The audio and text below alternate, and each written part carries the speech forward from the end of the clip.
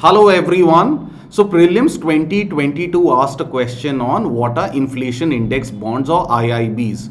So what we're going to do in today's video is that we're going to understand the concept of inflation index bonds, and then we will also discuss the previous year question on IIB which is asked in 2022.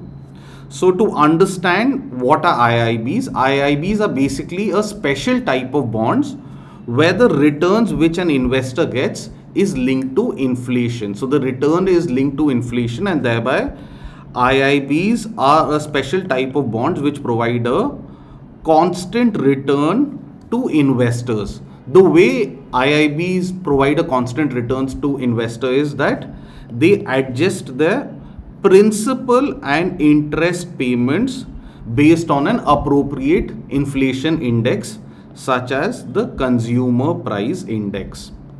So to understand what all of this means, let's take an example. Let's say there is a bond which is being issued and it has a face value, or the principal is 1000 rupees, and it's offering an interest of 5%, and the inflation in the economy is 10%.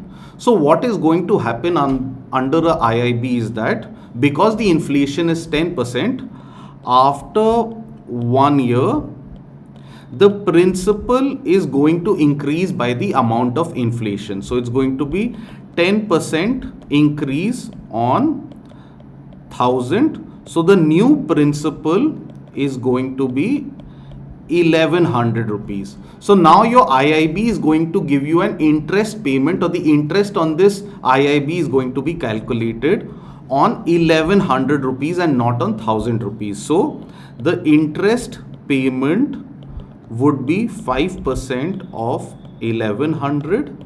So basically an investor will get an interest payment of 55. Now if this bond was going to mature in 1 year, so the total payment an investor would get would be rupees 55 plus rupees 1100, that is rupees 1155.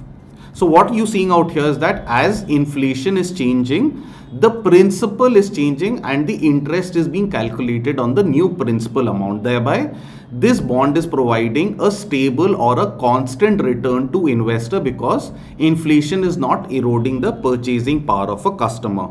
On the other hand, if you had a normal bond, that bond would have paid you rupees 50 as interest on the principal of 1000. That is, under a normal bond, the principal of the bond would have not changed because of inflation. So thereby IIBs, as they provide a constant return irrespective of level of inflation, they help protect the purchasing power of the customer. So this is the benefit which inflation index bonds provide. Now that's why in order to promote savings and in order to reduce the demand for gold, the government of India introduced inflation index bonds in India in 2013. Now what was happening in 2013 was that because there was a very high level of inflation in the economy, people were buying gold. Now people in general tend to buy gold during periods of high inflation because it acts as a good store of value.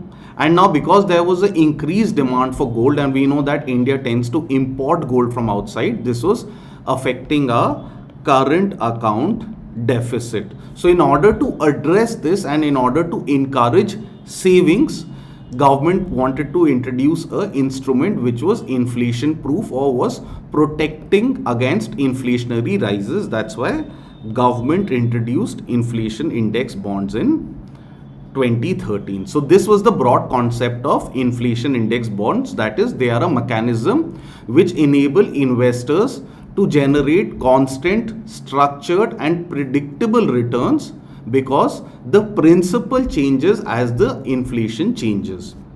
Now let's discuss the question which was asked in Prelims 2022. So the question was, with reference to the Indian economy, what are the advantages of inflation index bonds? So the first statement was, government can reduce the coupon rates on its borrowing by way of inflation index bonds. Second statement was, IIBs provide protection to the investors from uncertainty regarding inflation. And the third statement was the interest received as well as capital gains on IIB are not taxable. So according to all of you, which of these statements are correct?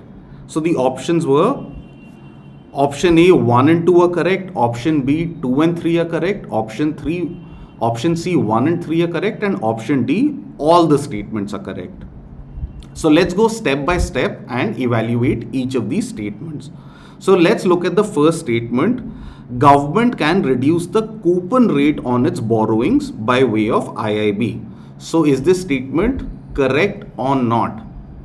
Well, this statement is correct because IIBs are a mechanism which allow the government, if they want to offer a lower coupon rate or a lower interest rate, if they are issuing IIBs. Now, why this statement is correct? Let's understand this through an example. Let's say there is a bond which has a value of 1000 rupees and it's offering a interest payment of 5% per annum.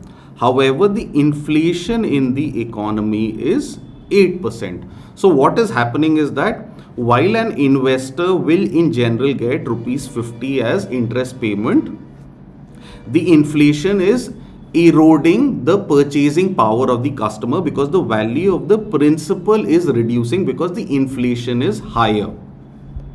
So what an investor will want is that the investor will want at least that much of return which beats the level of inflation in the economy. So what an investor would typically be like is that an investor might say that at least give me a return which is more than 8% so that my purchasing power is at least intact.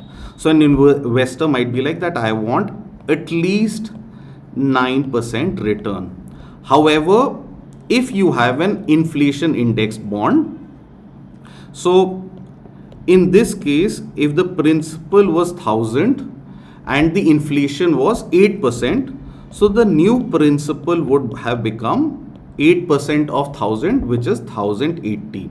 So even if this bond was, let's say, instead of offering 5% interest, offering an interest of 2%, the investor may have agreed because 2% of 1080 is 21.6 rupees. Now, because in case of inflation index bond, the purchasing power is changing. So even if the interest is lesser, significantly lesser, the investor knows that at least I'm getting as much as I was getting before or as much as I was investing. That is, at least my purchasing power is being intact. So an investor might be willing to accept a lower coupon or a lower interest payment. So thereby the government can actually save money on interest payments by introducing inflation index bonds, because an investor may be willing to compensate or be willing to accept a lower interest payment. So this statement is clearly correct. Now the second statement is that IIBs provide protection to the investor from uncertainty regarding inflation.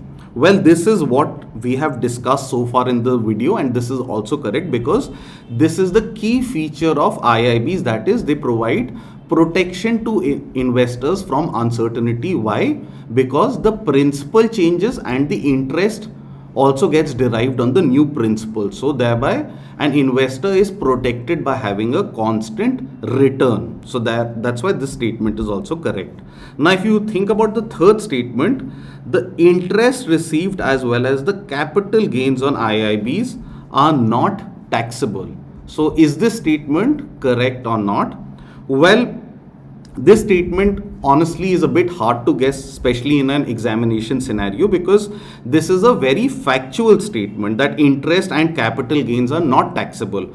So in an exam, if you are asked a question which has a statement like this, the way you can think about this is that you can firstly think about what is the objective behind which the government introduced IIB. So the key objective was inflation protection, which the bond was offering already. It has nothing to do with taxation. The second parallel you could draw is that in order to promote savings or investment, government also introduces other type of bonds. For example, you have the Government of India bonds, and even those bonds have a tax element in it. They do not have any tax exemptions. So taking those assumptions in mind, you could have guessed that this statement is not correct. So clearly statement 3 is not correct, and so your answer becomes option 1, which is 1 and 2 only. So the statement or option A is correct, which has statements 1 and 2 only. So this was the concept of inflation index bonds. In the next video, we're going to understand another type of special bonds, which are masala bonds. If you like the video, follow for more concepts in regards to UPSC economics. Thank you so much for watching.